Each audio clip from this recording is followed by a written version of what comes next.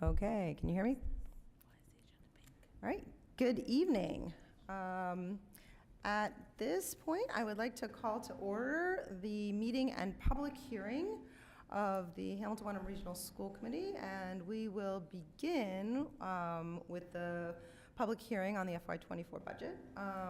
Before we get started, I just want to let everyone know this meeting is being recorded and live streamed on HWCam. If you, what I'd like to do now, if you have the agenda in front of you, you'll see that the first opportunity is to speak to the budget. I think before we do that, Vinnie Leone is going to give a little presentation on the budget. After he gives that overview and presentation, I will give an opportunity for people to ask questions or make comments on the budget. You'll notice that a little bit later on the agenda, there are our usual citizens' comments. That's an opportunity if you have something to share with us during that time that's not budget related, but is related to the work and the within the purview of the school committee. You can share something else during that time. All right, I think I'll turn it over to Vinnie.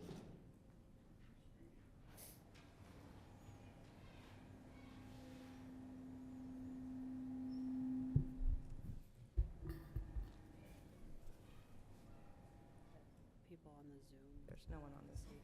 Oh, okay.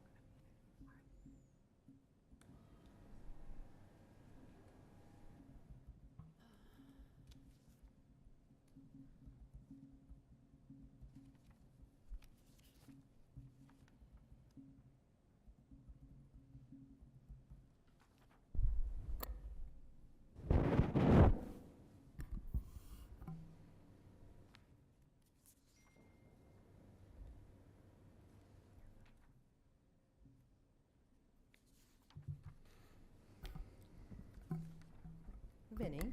Yes. I'm sorry to interrupt you. I just wanted to let people know, I realized I didn't mention, that the superintendent, you may notice, is not here. He is actually doing other business in the town in relation to his job right at the moment. And we do expect him in a little bit. But we are, just to let you know, he is actually working actively on other public meetings right now. All right, thank you. I'm sorry about that, Vinnie. Okay, go ahead. Thanks everyone for joining us tonight. We're here for our second public hearing on the FY24 budget. On an off week of a school committee meetings. For those of you who remember, the reason for the off week is because our budget needs to be approved 45 days prior to town meeting. If you count 45 days back from April 1st, it puts us before our February 16th normal meeting. Therefore, it's an off week, so thank you for joining us tonight. And just to give you a brief overview of the presentation that's linked to the exhibit, it's really broken down into two segments. The first segment I'm going to go over during the public hearing. It's really a kind of high-level overview of our budget. And then the second portion, which is here for supplementary reasons, is a deep dive into all the expenses. It breaks down each school into each DESE category and really goes into a much deeper depth of where the expenses are coming from and where all the pluses and minuses are. But again, I'm just going to go over the first segment of the presentation. But of course, if there are any questions about anything in the presentation, please don't hesitate to ask. That's what I am here for. So just as an overview, there are three major areas we look at when we build our budget every year. The very first thing is our enrollment shift. This changes the calculation we use to split the costs to operate the district between our two member towns. From there, we look at all of our revenue increases or decreases. Much of this information is obtained from the state's budget and the numbers they put forward during their preliminary budget. Next, most of this information, in addition, this information comes from our SIMS reports that we submit on October 1st every year. And last, it's a lot of district projections where we think we're going to be a year from now in terms of our revenues. The next and biggest section of the budget is our expenditure increases or decreases. And this information is really gathered from a wide range of places. A lot of it comes from our collective bargaining agreements, our contracts between our unions. In addition, it comes from our administrator contracts, as well as a review of all the contracts we have with our current vendors. And then last, it's district projections. Now, when you think about it, a lot of these projections are where we think things are gonna be or what things are gonna cost 18 months from now. Because remember, this budget takes us all the way through to June 30th, 2024. So it's really difficult to predict what things are gonna cost 18 months from now. So a lot of it is district projections on where we're gonna land. So the very first step is our apportionment of costs. For this, we look to our regional agreement, where it states that our expenses are to be allocated to each of the member towns on the basis of each such member town's average enrollment in the district determined as of October 1 of each of the last 3 years immediately preceding the fiscal year for which such allocation is to be determined. So what does that mean in English? What we do is we take a snapshot of our enrollment on October 1, 2022, 2021, and 2020. And we break down how many number of students reside in Hamilton and how many reside in Wenham. Now, when we look at our prior 3-year average, we took the data on 2021, 2020, and 2019. That information gave us an enrollment split of 65.4% Hamilton and 34.6% Wenham. But then when you take off our 2019 data and add on our 22 data, we come up with a new 3-year average of 66.22% Hamilton and 33.78% Wenham. That is a shift of 0.82%. So what does that mean in terms of the numbers? What does that mean in terms of our budget? If we were to have a level funded budget, now that's level funded, not level service, that would mean that $278,000 is shifting towards Hamilton and away from Wenham. So right out of the gate, before we do anything, Hamilton would see an increase of 1.25%. Now, if you think about that in terms of Prop 2.5, we're already halfway there and we haven't changed a single thing. That is just because of the enrollment shift.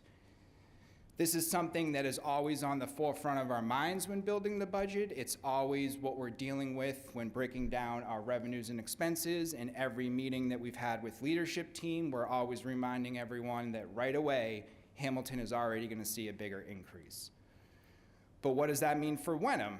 Since the shift is leaving Wenham, they're actually going to see a reduction in their initial net assessment of approximately $278,000, which means right out of the gate for them, they're going to see a reduction of negative 2.37%, again, before we change anything.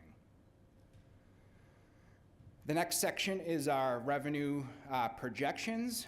Overall, the district is predicting an increase of approximately 3.53% year over year. This translates into an increase of $335,000 comparing our FY24 to FY23. Just to highlight some of the major changes, just starting from the top, we are realizing a reduction in our school choice enrollment of approximately 4 students when you compare our enrollment in school year 2021-22 compared to 22-23. On average, these students, we receive $5,000 per student, and since we are reduced by 4, that's how we come up with our reduction of $20,000 as it relates to school choice. We have a modest increase around our preschool tuition, which really translates into an enrollment of 1 more student compared to last year. That's why you're only seeing an increase of roughly $3,000. The next major item is our ESSER grants. These grants will dry up in FY24, but we will not be dedicating any payroll costs to the budget. That's why you're seeing a reduction of approximately $147,000, as it relates to our ESSER grant. This translates into a reduction of 2 positions, which I'll touch upon a little bit in a moment. The next big item is around our circuit breaker offsets. For those of you who may not know, we receive reimbursement for certain special education costs throughout the year. As our special education costs increase, so doesn't our circuit breaker offset, so doesn't the amount of money that we receive as revenue from the state. So year over year, we are seeing an increase of $185,000, or roughly just under 18%, as it relates to circuit breaker. The next section is our regional transportation fund, which this year is changing from a general fund revenue source to a revolving account. But the net result for the district is still an increase of just about $40,000 year over year when you combine the 2 lines you see here. The next big one is our Chapter 70 base aid. Year over year, the district is projecting an increase of $147,000. This is mainly due to a change in tactics this year. Normally, for the FY24 budget, we would have set our Chapter 70 equal to what we received in '22. But going through the budget process and based on recommendations from Eric, we're actually moving that, we're advancing that 1 more year. So the number we're using for FY24 is what the state has told us we're going to receive in FY23. So instead of 22, we're using our 23 number, which is why we're seeing a little higher than normal increase around Chapter 70. The next item is our Medicaid reimbursement. For those of you who've been on the board for a couple years now, when the pandemic first hit, we saw our Medicaid reimbursements dwindle down. Now that the pandemic has subsided somewhat in the schools, we're seeing that tick back up, and we're carrying that forward into FY24 and projecting an increase of $50,000 as it relates to our Medicaid reimbursement. The next 2 items, both around our excess and deficiency. For FY24, the school district will again be returning $770,000 to the town to help offset overall net assessment. In addition to that, we have put in some placeholders for our excess and deficiency offsets of approximately $2.4 million. Again, that relates to our request to transfer $1.7 million into our capital stabilization fund, as well as completing 3 major projects across the district. It will be an update to our high school theater lighting system, as well as a smartboard replacement project across the district. And lastly, updates to this building's gymnasium and PA system. So again, that means an increase in our overall revenue projections of just under $335,000.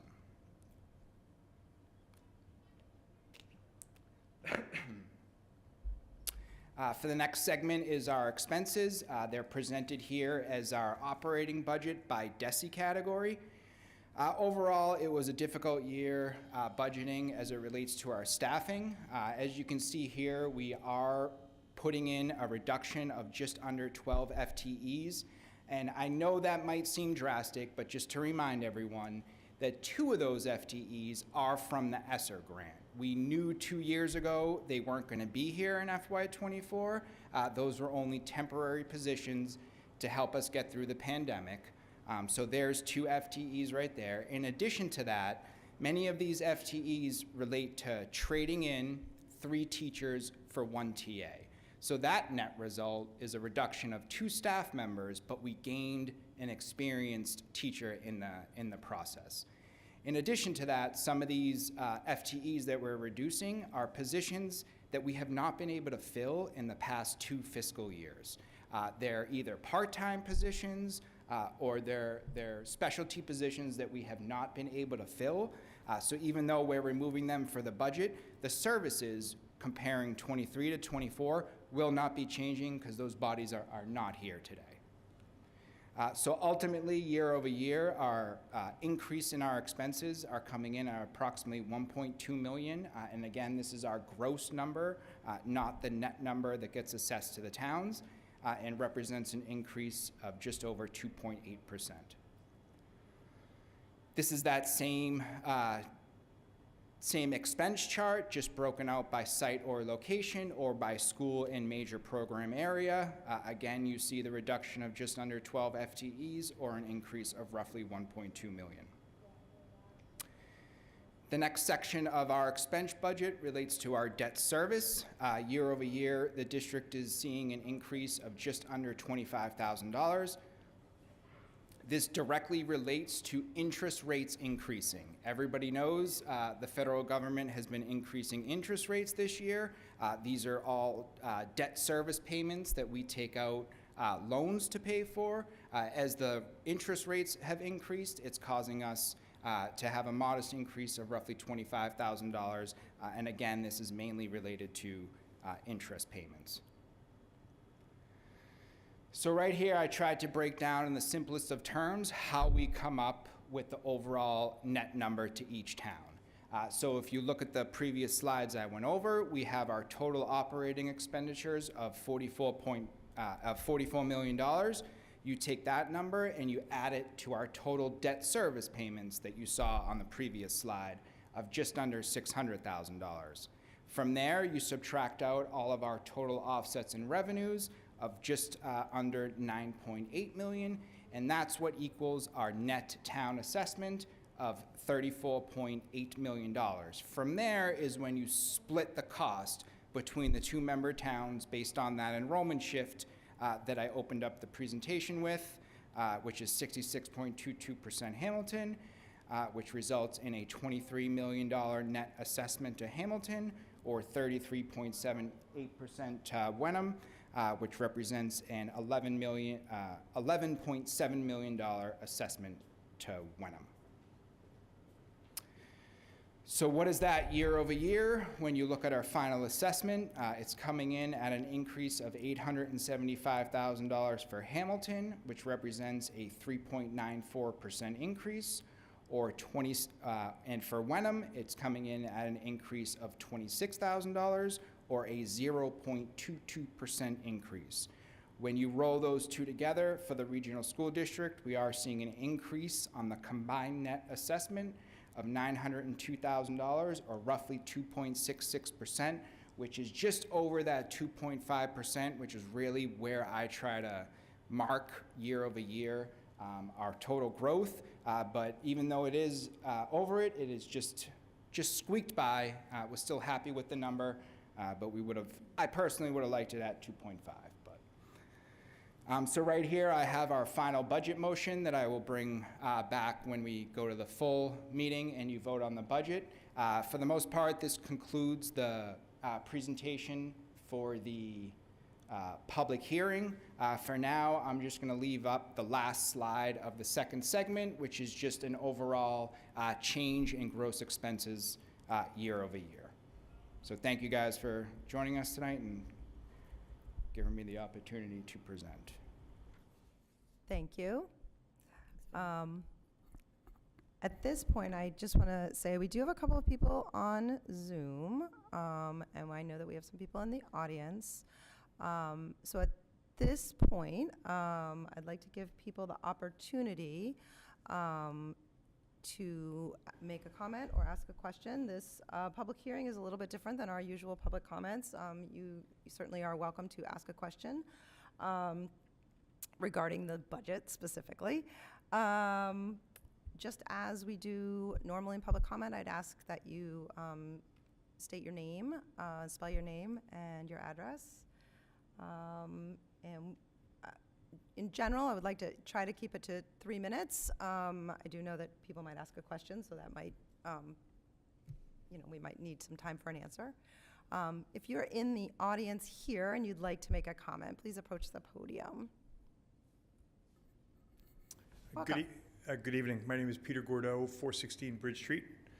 And I'm here on behalf of the Hamilton Wenham Athletic Facility Improvement Committee, but also as a parent and 50 plus, almost 60-year resident of the two communities. So I'm here to speak in support of the pieces of this budget which relate to the proposals around the athletic fields. I think that the athletic facilities have served our communities very well for a long time, but they have probably outlived their utility. The amount of use that they get exceeds what grass fields can withstand, and we need something that's more durable and can withstand the greater use that we're seeing today. So I'm here to offer our support for all the proposals that are going forward. There is an active fundraising campaign going on. It's been active only for about 4 or 5 weeks now, but we've already raised $350,000. We will continue to go as far as we can. And if this assuming this happens at town meeting, we're certainly intending to continue to fundraise beyond that. So we think this is an important initiative, and we hope that we're confident that there is broad support among the community, and hope that this is something that will go forward. So thank you. Thank you. Okay. Is there anyone else in the room? If you would like to make a comment, please approach the podium. Good evening. My name is Brent Leland. It's Brentleland. I'm at 104 Main Street in Wenham. I'm here as a parent in support of also supporting the athletic facility, but I'm also supporting it by means of being the co-president of the Hamilton Wenham Ed Fund. The Ed Fund unanimously agrees that we're in full support of this facility and this upgrade. This is really something that needs to be addressed, not only for the investment and the improvement of our towns and keeping the standard that we've set for ourselves, but also for the safety and the health of our students that are playing on these fields. We pride ourselves in having a competitive environment and developing a school system that really attracts students from all areas, including some of the school choice program kids. But also, the students who are here who are investing in our town and want to be part of it, I think this is a really important move for them.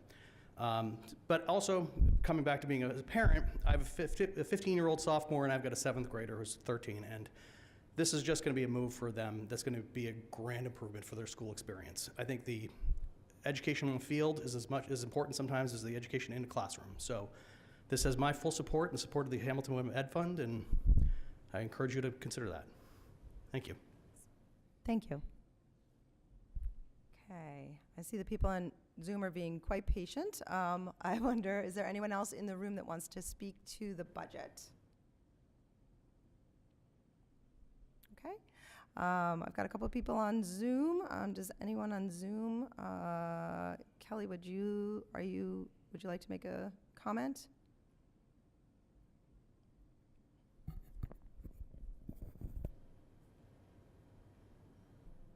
Kelly, can you hear me?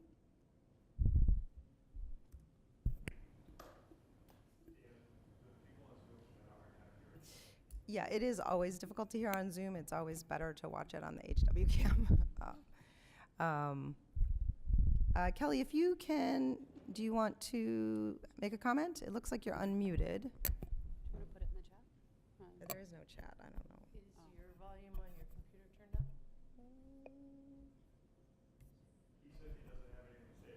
Okay, excellent. Thank you so much. All right, I think that's it on Zoom. Thank you. Thank you all for, as you may have all noticed, there's normally the superintendent runs the Zoom, and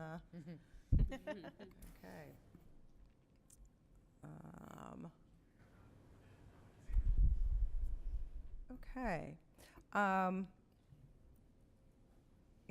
can't tell you whether you can hear me, Kelly, or not, but at this point, I actually am going to keep the Zoom open because it's possible that someone might want to offer comments later under citizens' comments, so I'm actually going to just keep it open.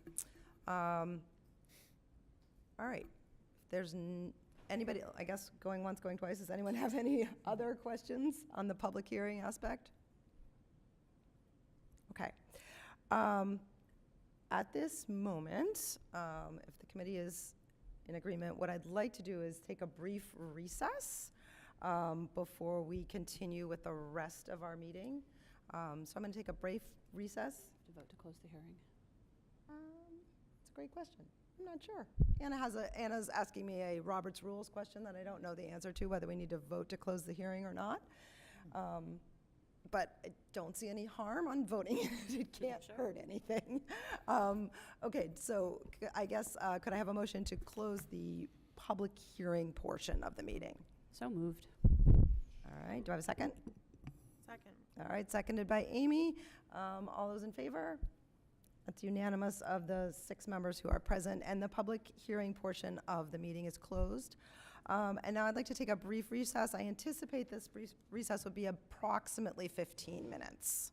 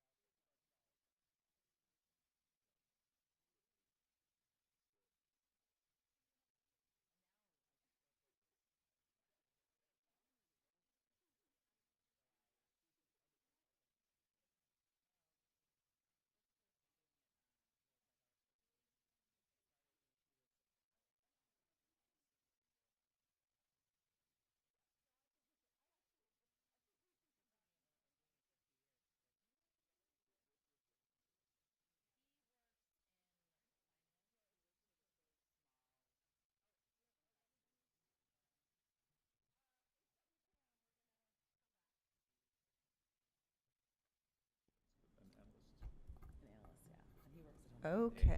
Looking at the Yeah. clock, like I don't Hello? know. Okay. 2 clocks right in front of me. All right. Welcome back. At 7:21, I would like to reconvene the meeting of the Hamilton Wenham Regional School Committee. And at this point, we will begin the regular portion of our meeting. And I invite you to join us in the Pledge of Allegiance. I pledge allegiance to the flag and to the republic for which it stands, one nation, under God, indivisible, with liberty and justice for all.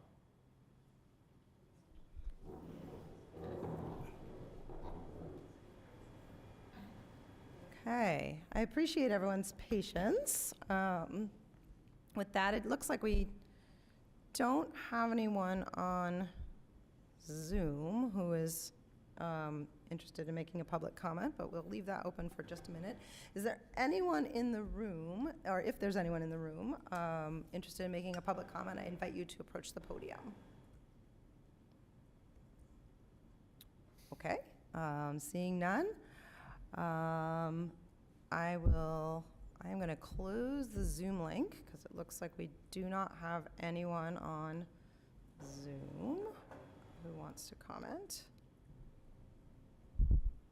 Okay. And, all right. Next up, I am going to ask, Amy, I think I put that over there. Would you mind reviewing a portion of the school committee protocols for us? Sure. Thank you. As elected members of the Hamilton Wenham Regional School Committee, we, including the superintendent, accept the high honor and trust that has been placed in us to ensure that the students of the district receive the best education possible. To that end, we hereby commit to the following in the conduct of our business. Number 13, the school committee will demonstrate professional and collegial relations with one another.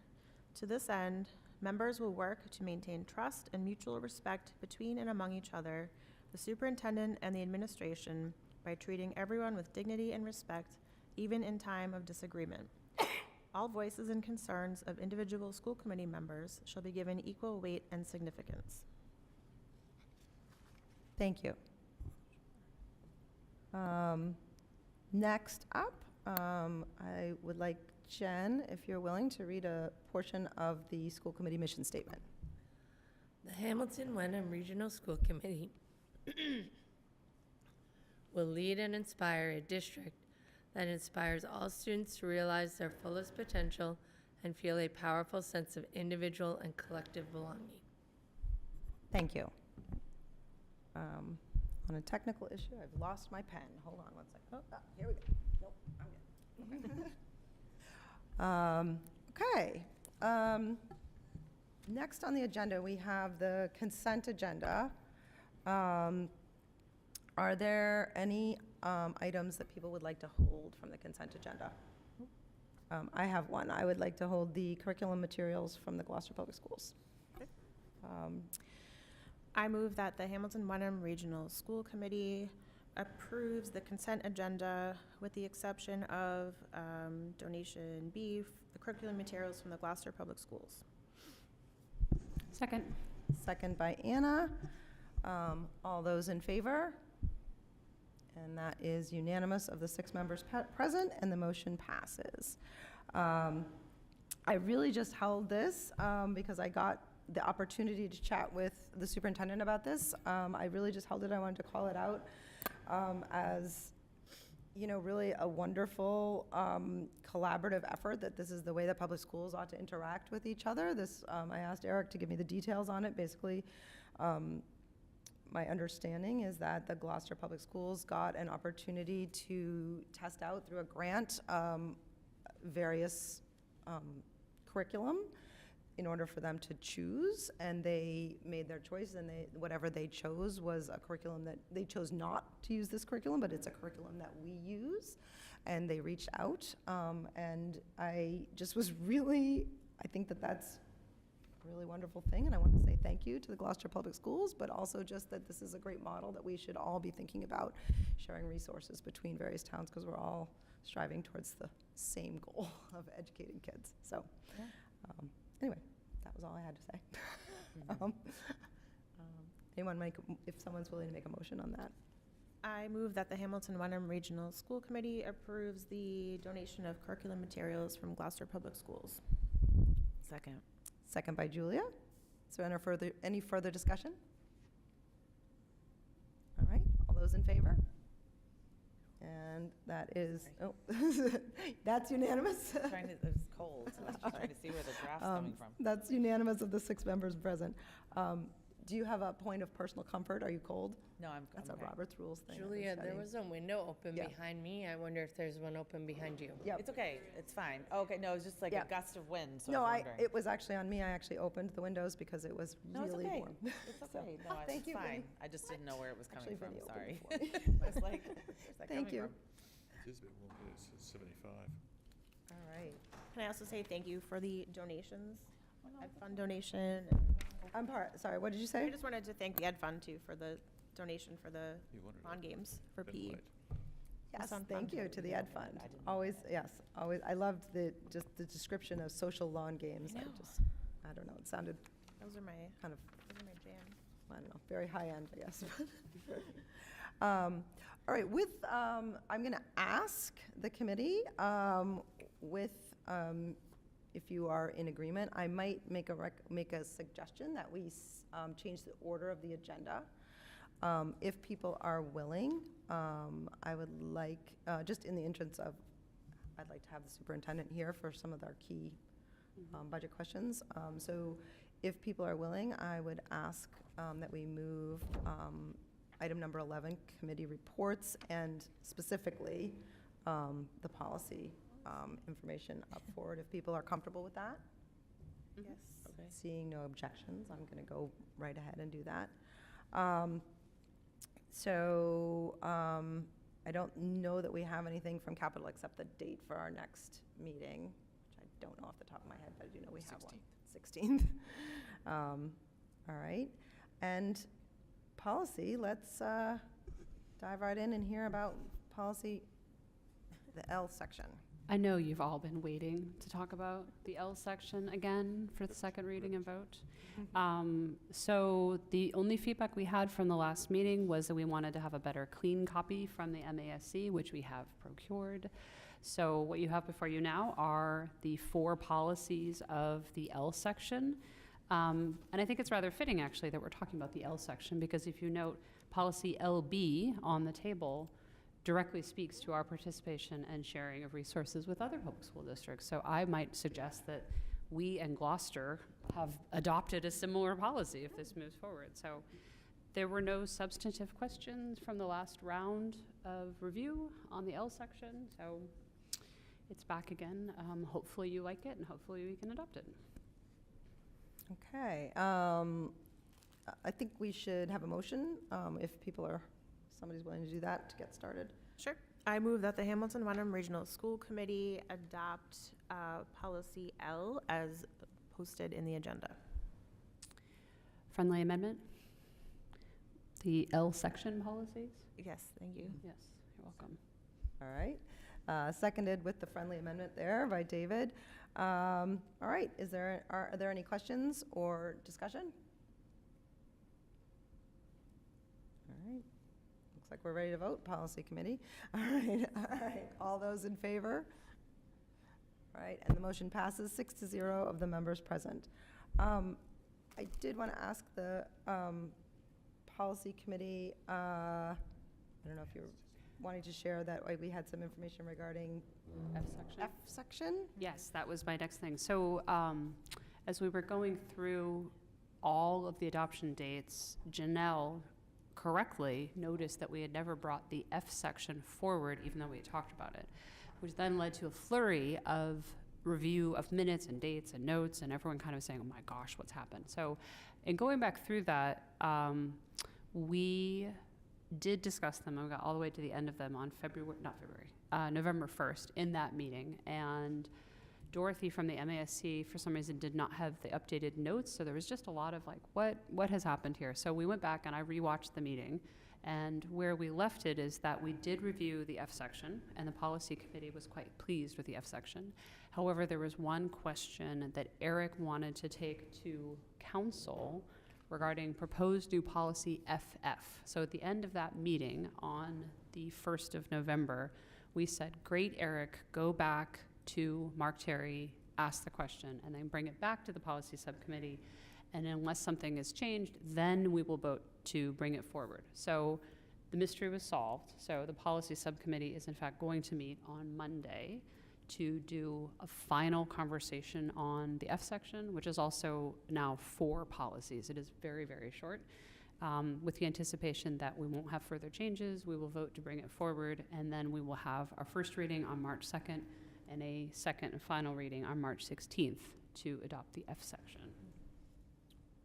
And that is the Thank sum you. of that. Thank you for that, and I appreciate your digging into the past to figure out There what were- happened there. There were a so. lot of minutes Digging. and postings to go through. Excellent. Okay. Thank you very much. And you said Monday is the policy meeting? Yep, Monday at 7 o'clock on Zoom. It has been posted, and all the exhibits are there. It's a section that's interesting because we used to have a whole bunch of them, and many of them have shifted to other sections, most notably the K section. Then there was a working group of the MASC that no longer exists, so a bunch of those fell away. And then in the prior draft, when they last talked about them in 2019, there were several policies that had multiple draft versions that have now come out. So it's actually a really interesting, it's a good, small, contained example of what the policy subcommittee has had to deal with over the last many years. And you can really see it. So I can't wait to bring it to you. I really can't, the F All right, section. thank you. Okay, I'm actually going to, just in the interest of checking things off the agenda, I'm going to share with you, I don't have a lot on the chair's report, but I did want to, Amy and I did want to just let the group know, and I might let Amy discuss a little bit. Amy and I went to the League of Women Voters hosted last night. Was that last night? Mhm. Yes, hosted a volunteer fair. And one of the things that the league did was they reached out to the school committee and some other town boards in recognition that we are indeed a volunteer, although elected, we are a volunteer organization. And they invited us to come, and Amy and I manned the table. It was an amazing event. I spoke with the organizers afterwards, and they had 250 people attend. And what a fabulous event to meet people walking around who are looking for opportunities to volunteer. There were lots and lots of volunteer organizations there. It was really a cool experience. And Amy, I'd love to hear what your thoughts were on it. Yeah, I share your assessment. It was so awesome to see the room just full of people that wanted to help out. The League of Women Voters has this really interesting document that kind of outlines how to run for elected positions in town. So if anyone's interested in that, I think it's on their website. It's definitely linked on their Facebook page. It's like a whole list of things that you need to do. Yeah, it was great. Yeah, it was a good event. All right, I don't have other things, and I'm going to look to you, Vinny. I think I'm willing to take another recess. We think, yeah, Wait for 'em. I think we're just quicker than usual, people. I know. All right, so Good. I'm going to, Try to text him. yeah, no, I think, he's likely, Yeah. yeah, we're good. All right, so Anna, yes? I want to make sure that for people who might be tuning in later, that we clarify that Yeah, I sure. think that's, Yeah, so at this, there were several public meetings in town this evening that required the superintendent's presence, and so he is actually trying to be in 3 places at once this evening, all on really important business related to the schools and to the budget. And so because we have a very important vote regarding the budget this evening, it feels important to have the superintendent here. And so we've sort of worked our way through a portion of the, some of the other things on the agenda. And at this point, I'm going to ask that we take a brief recess for a few minutes. Okay, so shall we say 10 to 15 minutes? Okay. Got to do it.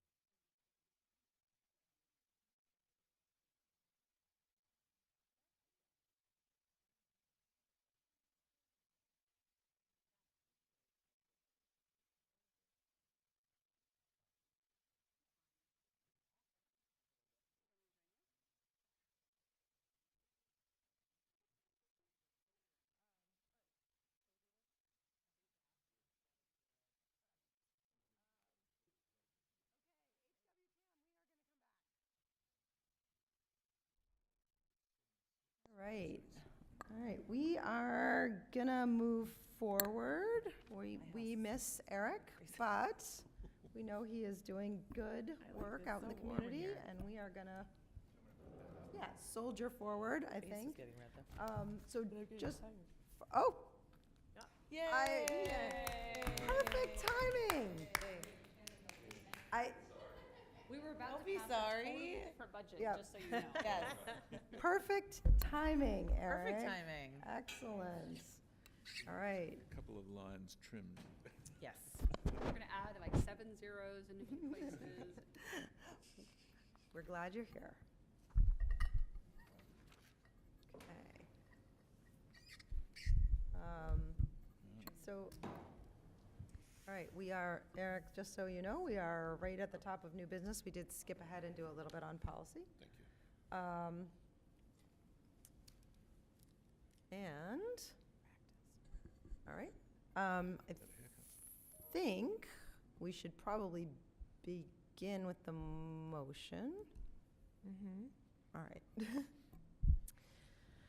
I move that the Hamilton Wenham Regional School Committee approve the final FY24 general fund expenditures budget of $42,027,855. This includes general fund operating expenses after offsets in the amount of $41,431,428 and general fund debt service expenses in the amount of $596,427. Furthermore, the gross operating expenses of the district before offsets have been allocated by the DESI defined chart of accounts according to the summary by DESI category chart included in this budget presentation as detailed in the exhibit. Second. Seconded by Anna Seizik. All right, are there questions? Discussion?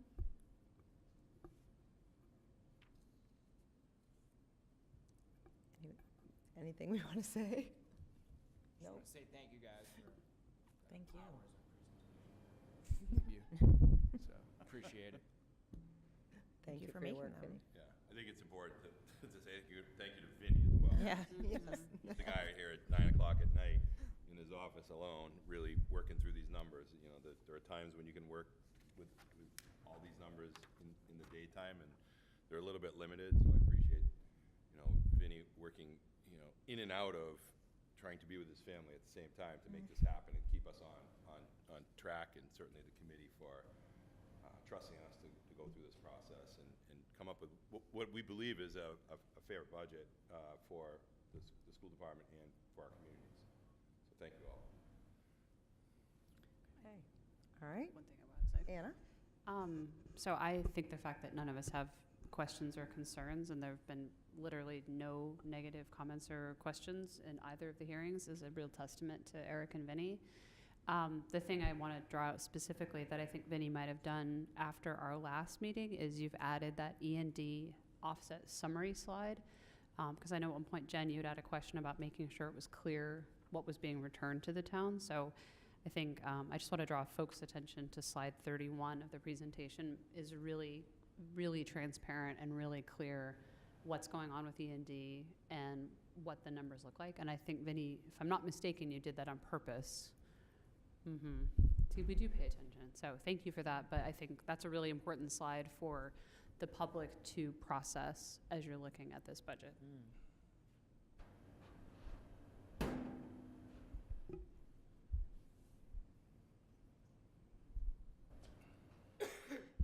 That's what you're talking about, right? That's the one I'm talking about. I think that's really helpful, and I think that was a level of detail that we didn't have the last time, but it's going to be really important for town meeting. Okay, thank you. Okay.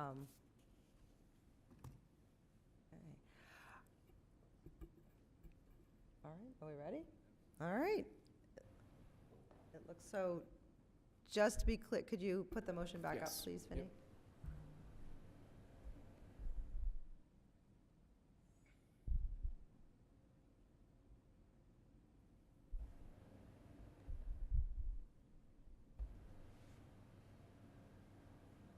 Okay, So just to be clear, this is, the budget motion is up on the screen. That motion has been made and seconded.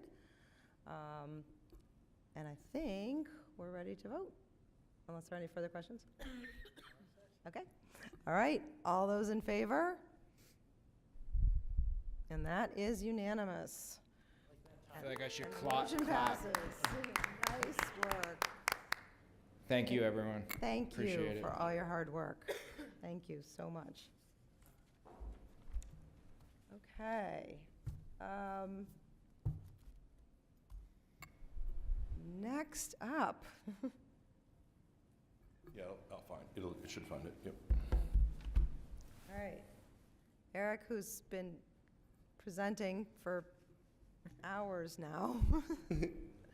Feels like it.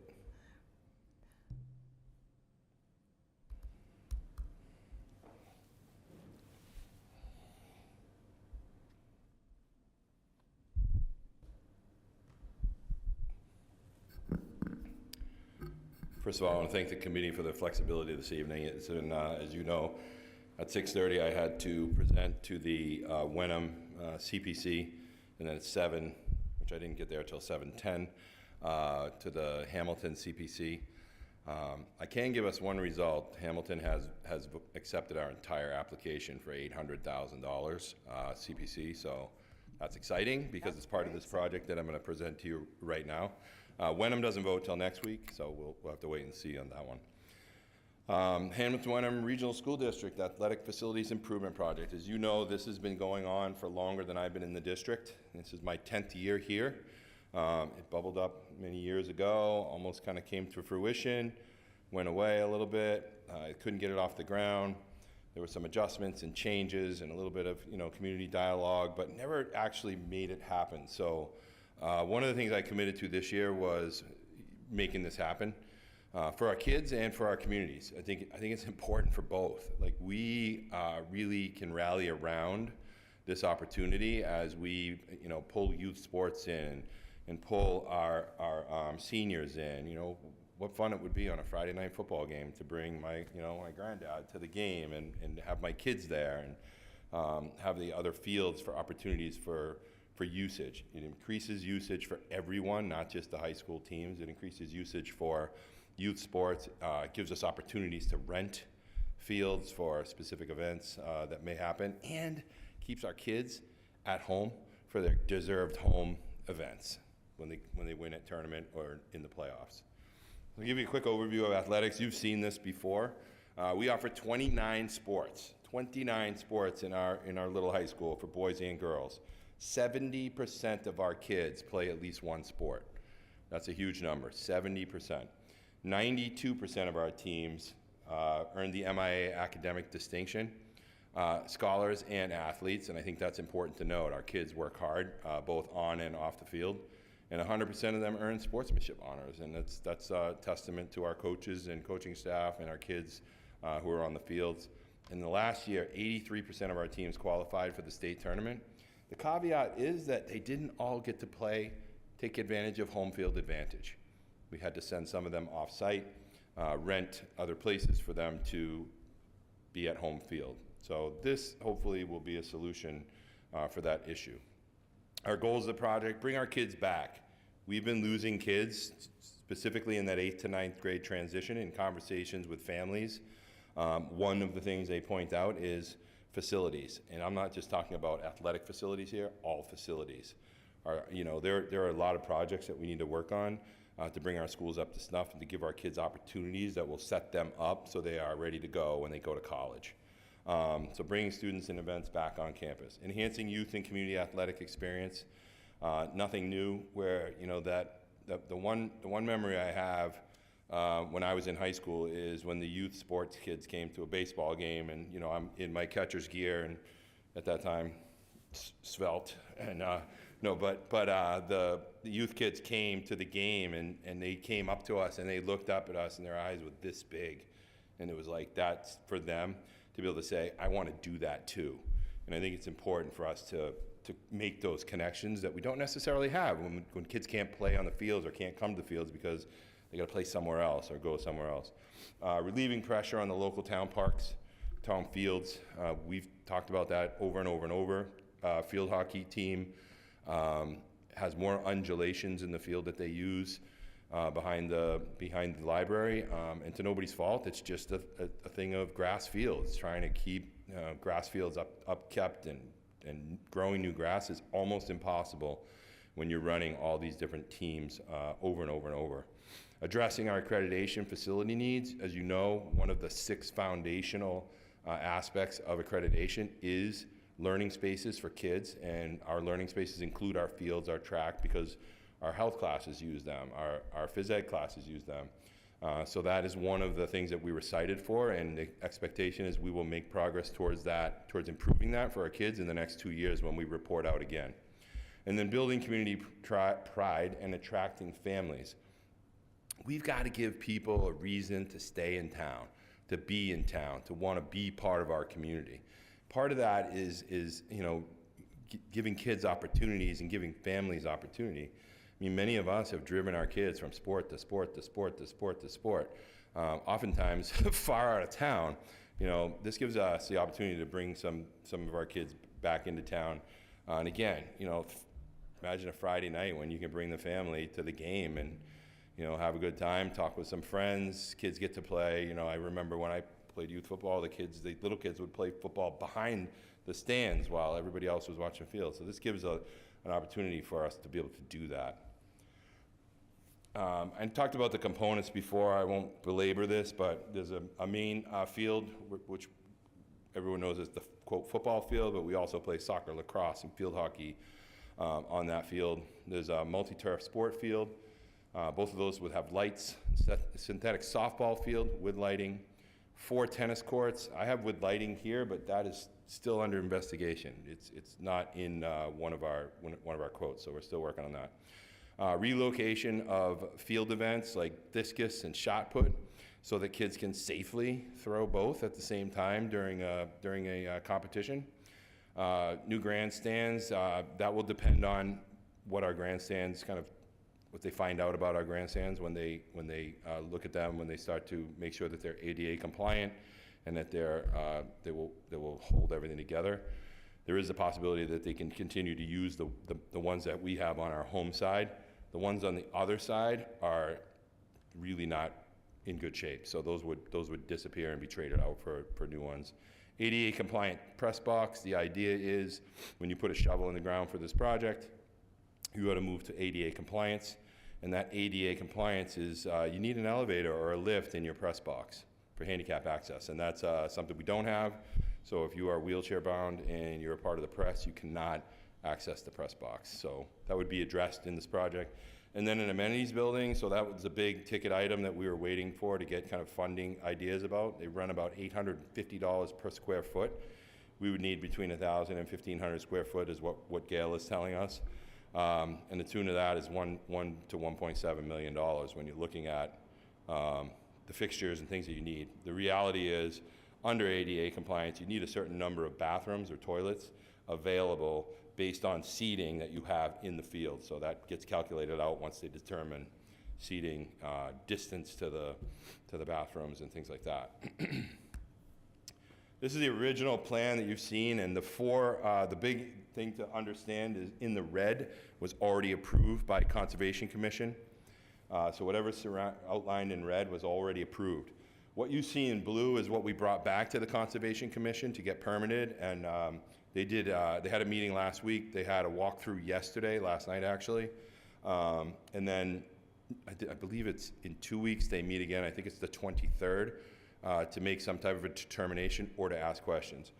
They gave Gail a list of questions that they want answers for the next meeting, and Gail is working that for us. So blue has yet to be approved by the Conservation Commission. This is our newest look at the fields. So it gives a little more perspective where you can see the buildings off to your left, the middle and high school, and then where each of the fields would roughly be, including the location of these 2 grass fields that are currently they're out there in the back. They would basically stay so that we have a place for overflow traffic. I mean, realistically, in the fall, you could have football practice, soccer practice, and field hockey at one time on our our own property for the first time ever. In the spring, you can have baseball and softball and track, and so we're really looking at it from all of the different angles. But this is a nice view of kind of what it would look like in the end. Approximate cost, you know, if you asked me 6 months ago, we were saying 13 million. We looked at the amenities building as an ad, and that's between $1 and $1.7 million ad. But we're looking for offsets. You know, as you know, in the budget that you just approved, as a $1.698 million transfer into the stabilization fund that we successfully opened in October of this past year. The Patent Homestead Fund was put aside years ago, $500,000 put into a stabilization, I think it's a stabilization fund in Hamilton to hold for this project. There is a trick to it. You need to get a match from Wenham. I have been informed that Wenham does plan to match that with free cash in the upcoming town meeting budget for the town. So that's exciting if that gets voted in. 800,000, just a number. That's a number I had on the application, not realizing that Hamilton would approve the entire thing, which is it's another match situation, and it has a bit of a caveat. Hamilton gives us a number. Wenham's supposed to come up with a 1/3. It's a 1/3, 2/3 split, similar to the school budget. So Wenham would have to agree to put 400,000 in. If Wenham disagrees, then no money comes forward from either. So it has to happen on both sides. So that's we'll hope. We did our presentation earlier. Did the presentation earlier. We'll hope for the best for that. And then any donations that we get, which are being handled, as you know, by an outside group, they are officially kicking off, I believe, next week. They've already have some oars in the water. They have some donations in the bank, if you will, a little over $250,000 already. They have been reaching out to people in the community, businesses in the community, funding opportunities within the community to try and raise money. So if everything fell into place and got voted in at town meeting, we could knock $5 million off of the price of the top going back to the taxpayers. I think that's an important piece of the puzzle. Like, how can we continue to find ways to reduce the cost of this? I truly understand, as a superintendent of schools, the burden that this will put on the communities, because we have a $5 million roof project coming up that will probably be $6 million by the time we get there. We have a $90+ million elementary school project coming down the line. You know, we have a middle school that currently needs replacement windows already, 15 years later. So there are a lot of things that we really have to keep in mind and find ways to work with our community, find grant opportunities and funding opportunities, and really that's my continued drive. We've looked at timing and financing and length of financing and impacts to the community, and we'll continue to do that as we go along. And this may be something where, when you go to town meeting, you see the whole number of 15 million, but you'll also hear my spiel again about this. These are the possible offsets. So if the school department budget gets approved, there's 1.7 million. If this gets approved, then there's this. So that continues to reduce the cost. And we'll continue to work on that. You know, the outside group is committed, and we'll continue. As you know, this doesn't plan to really get a shovel in the ground until spring of '24, by the time we get all the bidding and things sorted out. So we do have a working group, a building committee that's working on the actual process. There's a great group of people, including Jen is on our committee. It's just an opportunity to have people who work in the field help us to say what's real and, you know, what's something we need to think about adjusting. I need to be clear about one thing. Because of what I value as my responsibility to the communities, I think it's important at some point in time, I may have to say we can't build all that. The reality is, and you've seen it with money in the past, you know, if we built this 10 years ago, it would have been $3 million. If we built it 7 years ago, it might have been 4.2. So if that continues to escalate, you know, and I joked with some of the FinCom people and said, you know, I'm waiting for a recession here to try and reduce the cost of this. But I think, you know, if we get to that 15 million, I don't know if it's prudent for me to turn around to the towns and say, we need more money.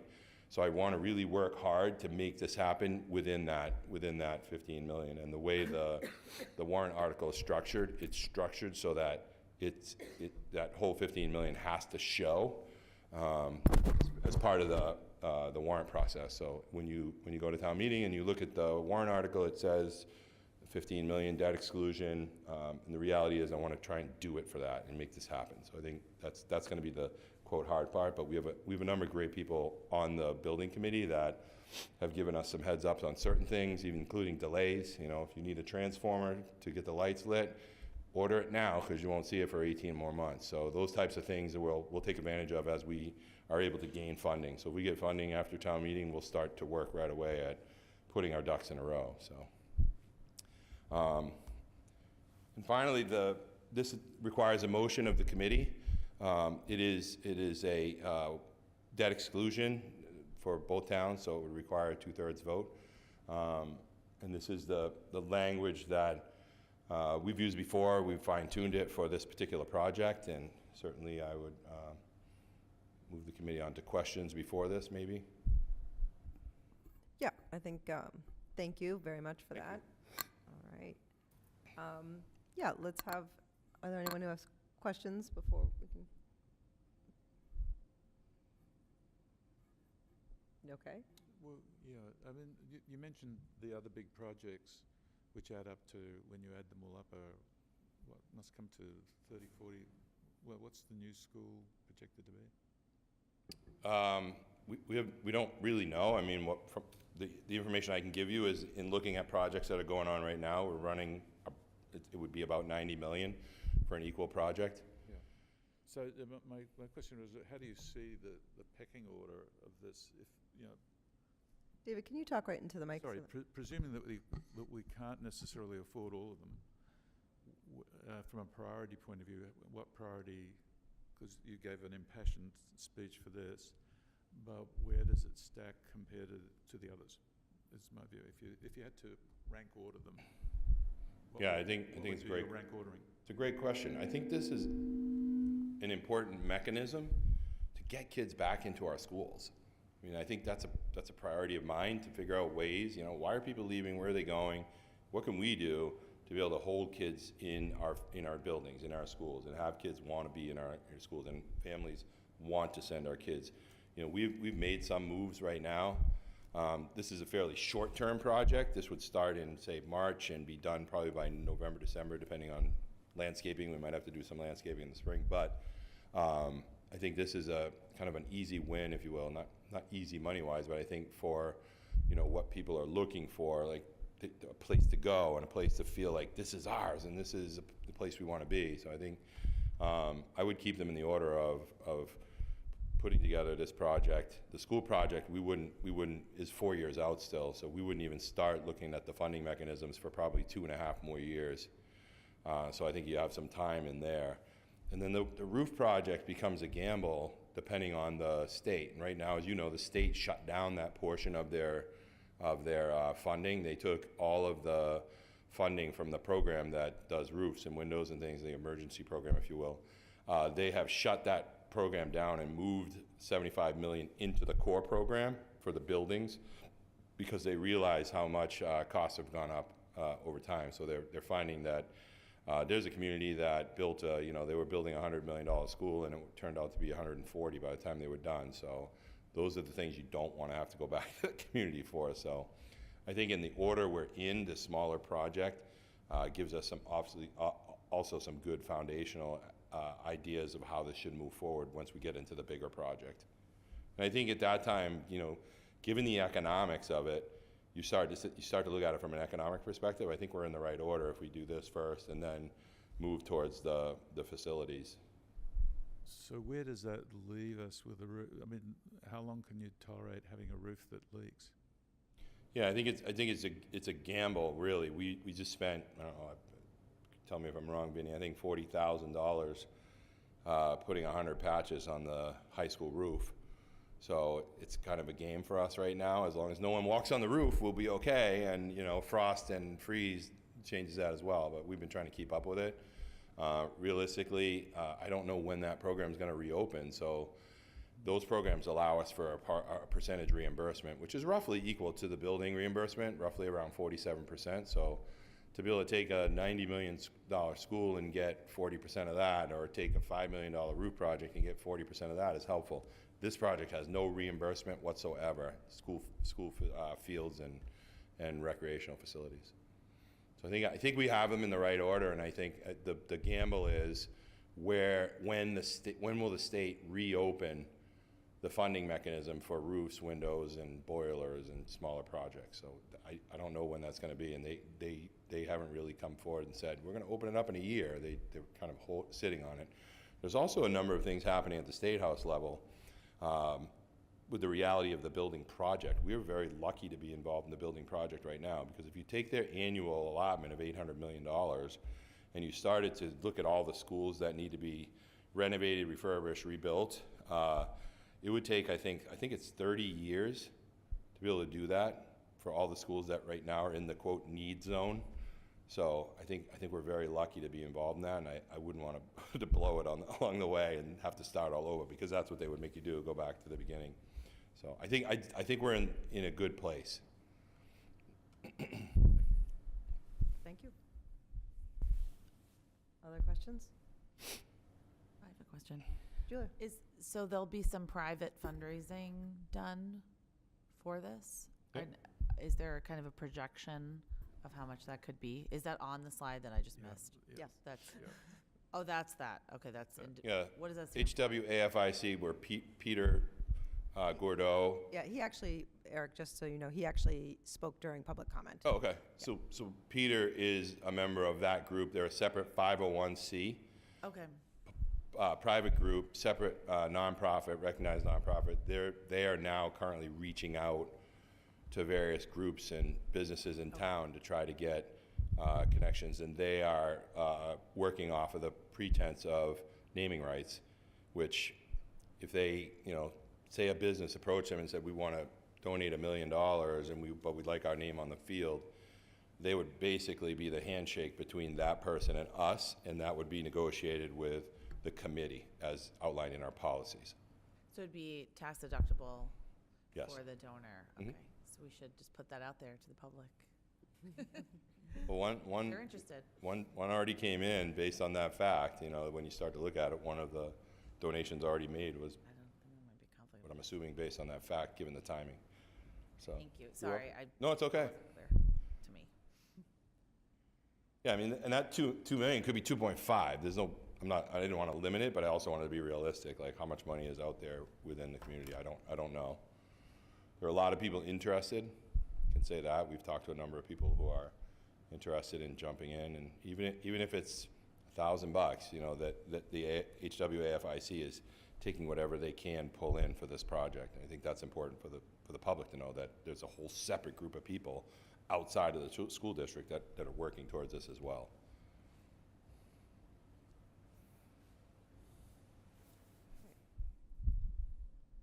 I just wanted to comment and say I really appreciate it. I think it's an important message that you were really clear with us, but also clear with the public about that, that realistically, that if we get to, as we move through the project, that $15 million, it's possible that something might end up not being on that project. I appreciate that. I think that's an important message for people to understand. This is the amount we're looking for, and we understand the realities of inflation, recession, Yep. all of those things. Come on, recession. All right. Anything else? Anna? I don't have a question, I just have a comment too, and I'm not sure if anyone in the public is really listening, but maybe we're just talking to ourselves. I think I love the way you're framing it as, responsible. I think the part of it that is probably difficult for people to understand is the district that we know that we're capable of being is present before us. And to me, it feels like the committee and the leadership have, and the private citizens group, the number of people who've been working on this project for years, like Peter and others. I feel like this community is at a real moment of saying, we want to have great schools, we want to keep our kids, we want to keep our athletes, we want. This is a tangible moment to say we are willing to pay for the things that we want. And I really feel like if we don't do this project now, it will only get exponentially more expensive, and that's just financial reality. But I also think to the detractors and the naysayers that say, you know, we're not doing, we're losing kids, this, to me, is actually the most commonly cited reason that our facilities, not just sports fields, but very much sports fields, are an issue. And I feel like we're on the edge of a snowball. You know, you lose too many kids, you can't field the teams can't play at the fields, you can't run the classes, you can't keep the teachers. It's rolling. And I feel like if we as a community want to stop that, we need to invest in the district. And this is a very palatable, needed, important benefit. And I think it's obvious how it benefits the kids, but I really hope the public realizes if we had a gem of a facility like this, it could be used to host walkathons and fundraisers, and it could be rented out.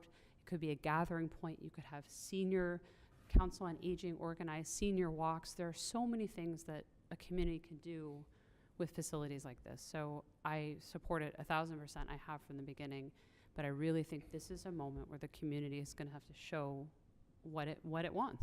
And if we really want this, we're going to have to pay for it. Thank you for bringing it forward. Thank you.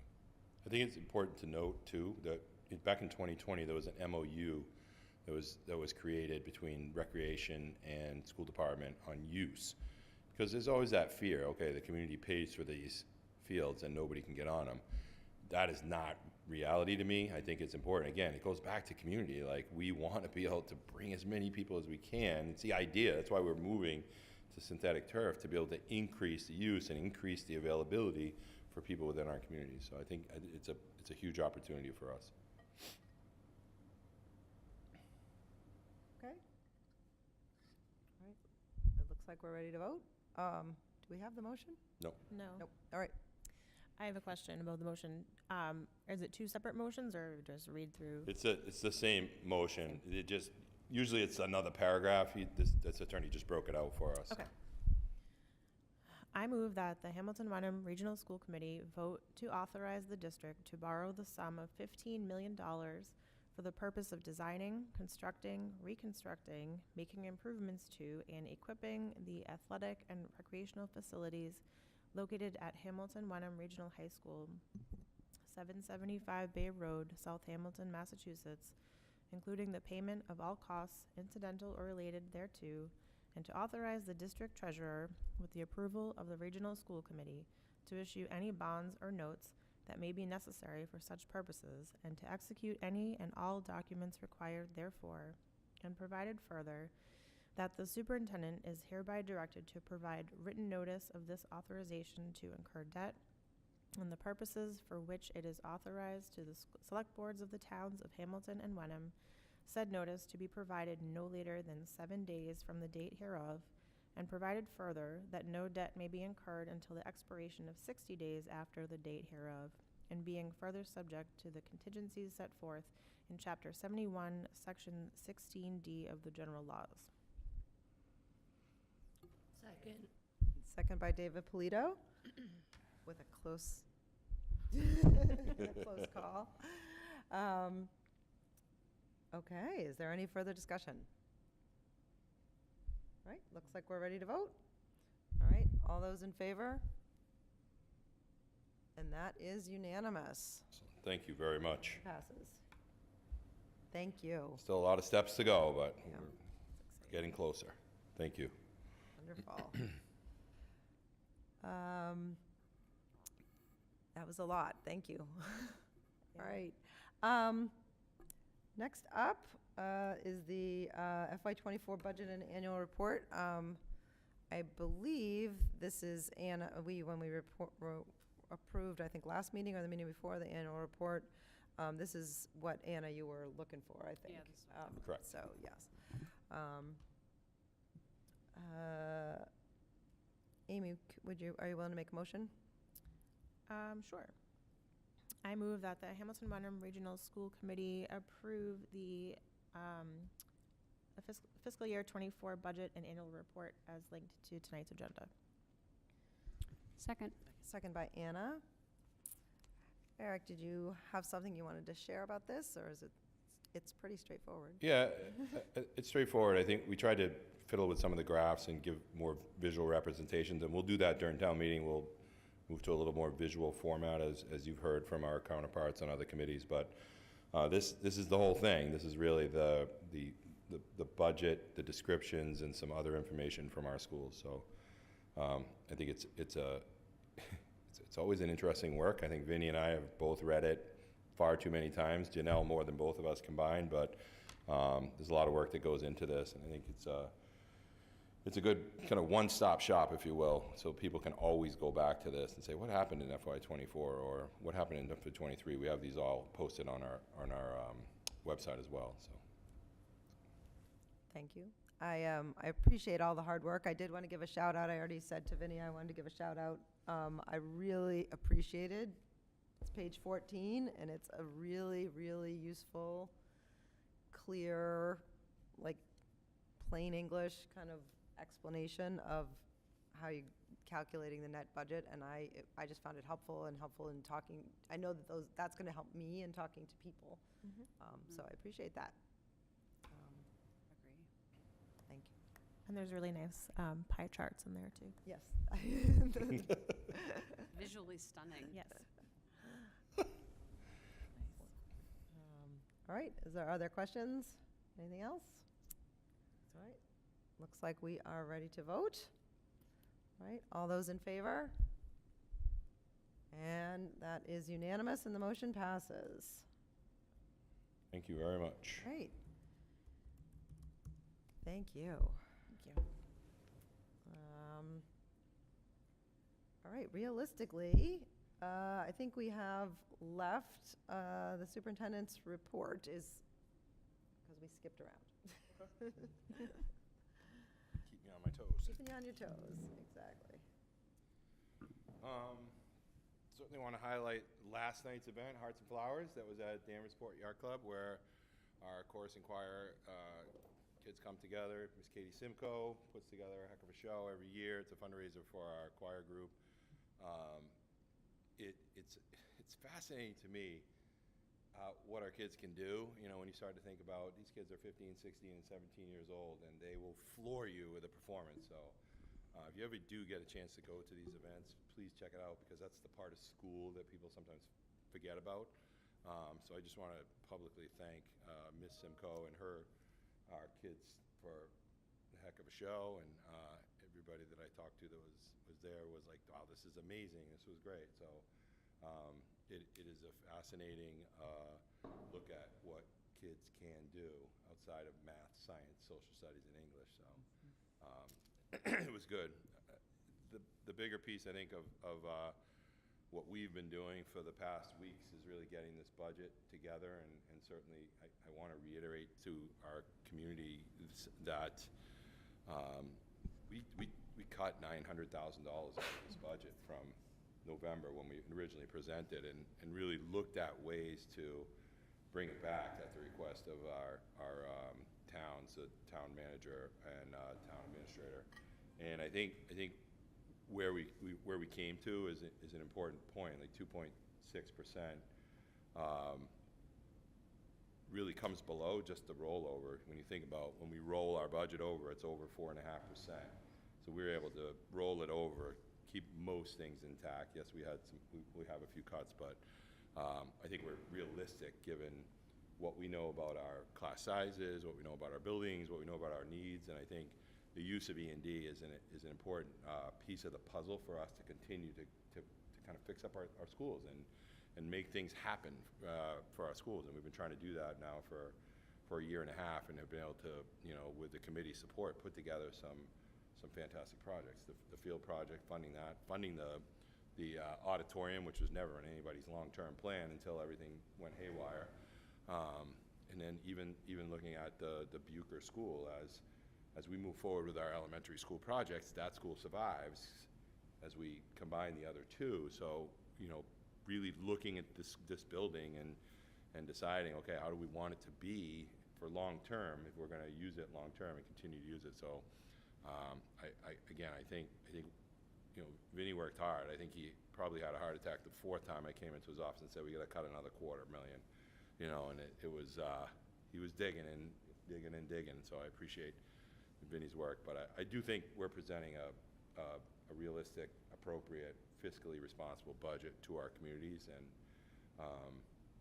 it seems to meet their needs. You know, they gave us ideas of where they wanted to be, and we hit the marks. So I think it's important, and it just speaks to our continued connection as a committee to the other committees in town, our continued transparency with the committees. I think our committees are much more comfortable and trusting in the work that we do because of our connections and willingness to meet and willingness to, you know, we leave our budget meeting, we send everything out to them. Vinny immediately sends everything out, so probably already has done that tonight.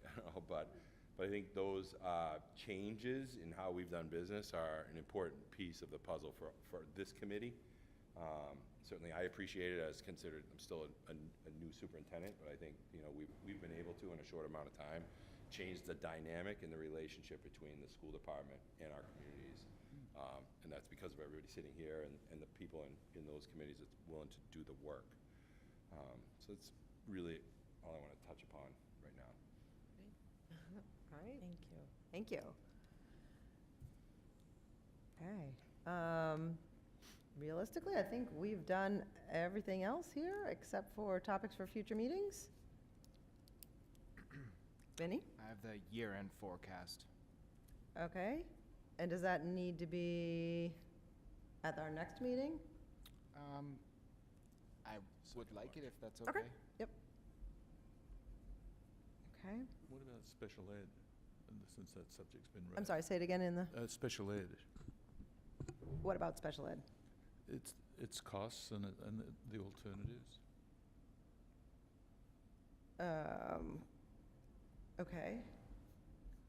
Would that be, you'd be looking for a report? Financial comparisons? Yeah. Yeah, I think it would be great to have Eric provide us with an updated education on what the situation is and what has been done and what could be done. Absolutely. I think, given what we've learned from citizens and questions that we've been receiving, I think it's important for us to address that. And I can do a presentation, kind of the comparatives, long-term outlook. You know, go back to whatever FY18, FY19, FY20. We can show some graphics related to those changes over time, and then talk about some of the things like we talked about OSD, 14% increase, and then also keep in mind that one of my goals is to review all of our special ed programs this year. So we're actually reaching out. I've been making phone calls like crazy trying to find an individual to be able to do that for us. And basically they'll go to each of our schools, look at each program, evaluate personnel, setup, and then try to come up with some ideas for us, if you will, to be able to consolidate or to be able to reconfigure or to be able to create something that might help us to get our numbers down. So it's good. I think it's a good idea. Okay, great, Yeah. thank you. Thank you. And again, like a lot of things, I'm not, right this moment, I'm not sure exactly what meeting that'll be on, but we'll Yep. we'll Sure. get there. All right, thank you. Anybody else? Topics for future meetings? Yes, we do. Yep, I believe it's on the second. I guess just bear in mind that placeholder for the F sections on the March 2nd and March 16th. Yes, okay, yes. I think we have that already. Yes. 3.2 is just the first reading. Yep, okay. Okay. Anybody have anything else? Motion to adjourn? Is there no second? Second? I heard a motion to adjourn. Is there a second? Second. All right, second by Jen. Everybody wants to stay. All right. Just what time it is. All those in favor? All right, and we are adjourned. Thank you, everybody. Nice work, everyone. Thank you.